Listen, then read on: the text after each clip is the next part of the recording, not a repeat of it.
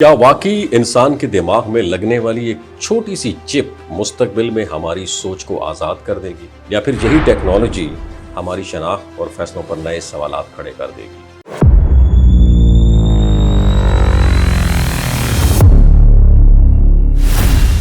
آج سائنس کی دنیا میں سب سے زیادہ دلچسپ اور متنازع شعبوں میں سے ایک نیورو ٹیکنالوجی، جہاں انسانی دماغ اور کمپیوٹر کو ایک دوسرے سے جوڑنے پر کام ہو رہا ہے۔ ایلون مسک کی کمپنی نیورالنک اس میدان میں نمایاں ناموں میں سے ایک ہے، جو ایک ایسی دماغی چپ تیار کرنے کی کوشش کر رہی ہے جو ڈائریکٹلی نیورونز کے سگنل کو پڑھ سکے اور انہیں ڈیجیٹل کمانڈز میں کنورٹ بھی کر سکے۔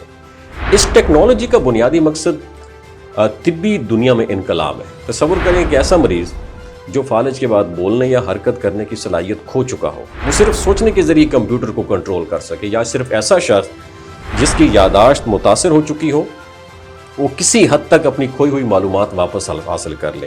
تو یہ سب پاسبلٹیز آج تجرباتی سطح پر زیر تحقیق ہے، اور اس کے ساتھ ساتھ یہ بھی خیال پیش کیا جاتا ہے کہ مستقبل میں انسان اپنے دماغ کے ذریعے براہ راست مشینوں کو کنٹرول کر سکے گا۔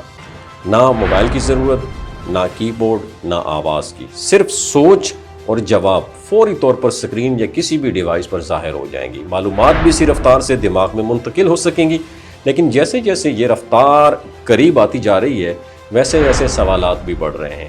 اگر دماغی چپ انسانی سگنل کو پڑھ سکتی ہے تو کیا یہ صرف پڑھنے تک محدود رہے گی، یا پھر کوئی ایسا بھی ہو سکتا ہے کہ یہ سگنلز کو متاثر کرنے لگے گی؟ اگر خیالات ڈیجیٹل دنیا میں بدل جائیں تو ان کی پھر حفاظت کون کرے گا؟ اور ہاں، ایک اور دلچسپ لیکن تشویشناک پہلو یہ ہے، اگر انسان اپنی سوچ اور یادداشت کے لیے ٹیکنالوجی پر ڈیپینڈنٹ ہونے لگے تو اس کی قدرتی صلاحیتیں آہستہ آہستہ کمزور ہو سکتی ہیں، یعنی انسان زیادہ ذہین بننے کی بجائے زیادہ ڈیپینڈنٹ ہو جائے۔ اور یہ بھی ڈیبیٹ جاری ہے، اگر آرٹیفیشل انٹیلیجنس اور دماغی چپس ایک ساتھ ترقی کرتی رہیں تو کیا انسان اور مشین کے درمیان فرق دھندلا ہو جائے گا؟ اور اگر ایسا ہوا تو پھر اصل فیصلہ کرنے والی طاقت کون ہوگی، انسان یا الگوریدم؟ سائنسدان اس بات پر بھی غور کر رہے ہیں کہ اگر مستقبل میں یادیں، جذبات اور تجربات یہ ڈیجیٹل طور پر محفوظ ہونے لگیں تو کیا انسان کی ذاتی شناخت صرف ایک ڈیٹا فائل بن کے رہ جائے گی؟ اگر وہ فائل کہیں محفوظ ہے تو اسے کبھی بھی تبدیل یا کاپی کیا جا سکتا ہے۔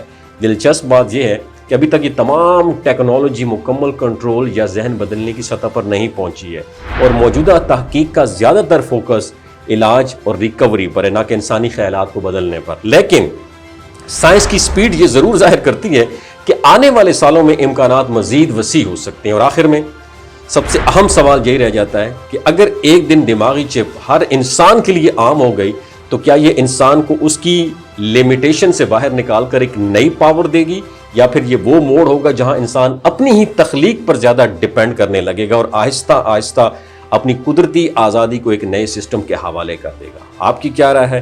کامنٹ سیکشن میں ضرور بتائیے گا۔